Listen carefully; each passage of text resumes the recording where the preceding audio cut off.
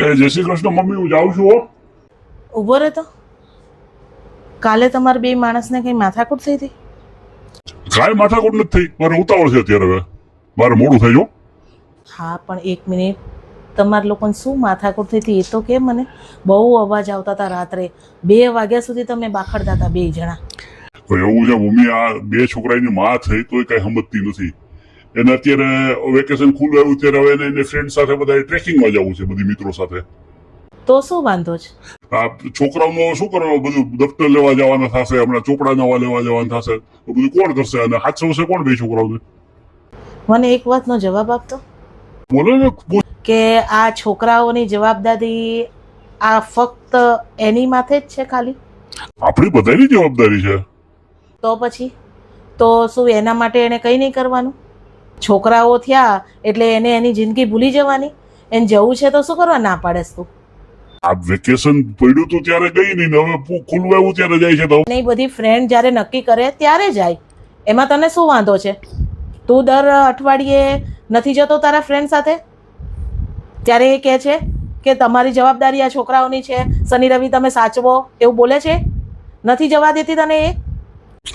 આપણો અમારે એકાદ દિવસ માટે જવાનું, કાયમ થોડું જતા હોય છે અમે. ભાઈ ભૂલી ગયા? તમારી ઓલી પ્રમોશનની ને એની ટ્રીપો ભૂલી ગયા? દુબઈની ને સિંગાપુરની ને અઠવાડિયે માટે તમને લોકોને ઓફિસ તરફથી મોકલે છે તમારા આખા સ્ટાફને. ત્યારે તું એકલો જ જાસ. ત્યારે તને યાદ નથી આવતું હું પરણેલો છું, મારી જવાબદારી છે 2 છોકરાઓની ને બૈરીની ને બધાયની? તો આપનું શું કહેવાનું થાય છે મમ્મી? મારું એ કહેવાનું થાય છે કે પરણે એટલે પૂરું નથી થઈ જતું લેડીઝનું. પરણે લેડીઝ એટલે એની ઈચ્છાઓ, એના ઉમંગો, એની કોઈ પણ વસ્તુ બધી જવાબદારીઓ નીચે દબાવી નથી દેવાની. તમે તમારી ઈચ્છાઓ જવાબદારીઓ નીચે દબાવો છો તો શું કરવા ભાઈ? એ દબાવે તો શું કરવાનું થાય છે એ બોલ ને હવે. એ કરવાનું થાય છે કે તું અત્યારે ને અત્યારે અંદર રૂમમાં જા અને એને કહે કે તારે 4 નહીં 6 દિવસ માટે જવું હોય તો જા, હું છોકરાઓને સંભાળી લઈશ. વચ્ચે શનિ રવિ આવે છે, 2 દિવસની મારે રજા આવે છે, હું સંભાળીશ એને. આપણે સંભાળી શકશું એમ એના વગર છોકરાઓને? કેમ ના સંભાળી શકીએ? એ આખું વરસ આપણા છોકરાઓને સંભાળી શકે, આપણને સંભાળી શકે, તને સંભાળી શકે, તો એના 2 છોકરાઓને આપણે 4 જણા ભેગા થઈને ના સંભાળી શકીએ અઠવાડિયું? કેવી વાત કરસ તું? અને એના મમ્મીને ત્યાં મૂકવાય નથી જવાનું. આપણા છોકરા છે, આપણા ત્યાં જ રહેશે અને આપણે જ સંભાળશું એને. મમ્મી ત્યાં કેમ નહીં મૂકવા જવાનું ભાઈ? કેમ એના મમ્મીને ત્યાં શું કરવા મૂકવા જવાના?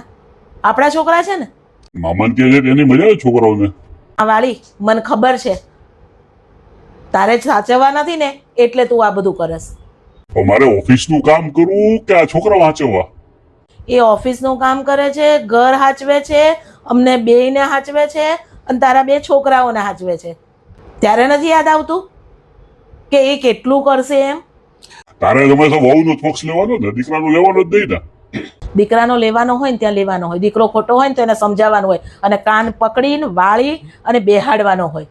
કાલ રાત્રે હું બધું સાંભળતી હતી, મને 2-3 વાગ્યા સુધી નીંદર નહોતી આવી કે આ લોકો કઈ બાબતનો માથાકૂટ કરે છે. આવું તો કઈ માથાકૂટ કરવાની હોય? એને જવા માટે આટલી આજીજીઓ કરવાની જ ના હોય. એને ખાલી એમ જ કહેવાનું હોય કે મારે 4 દિવસ માટે આમ જવાનું છે. જેમ તું કહેશ ને એવી રીતના. તું ખાલી એમ જ કહેશ ને કે મારે 4 દિવસ માટે, 5 દિવસ માટે, 6 દિવસ માટે મારે આમ જવાનું છે. તું પૂછેશ કોઈને? એને પૂછ્યું એટલે ને. સારો, હું આ કહી દઈશ. બસ મોડું થાય છે. આજ પછી યાદ રાખજે કે એને તું જેટલા તારા હક છે ને આ ઘરમાં એટલા જ એના છે. એટલે એને પૂછવાની જરૂર ના પડવી જોઈએ. એને ખાલી કહેવાનું હોય કે મારે આટલા દિવસ આમ જવાનું છે. સમજો? એ સારું. બસ જાઓ. જય શ્રી કૃષ્ણ.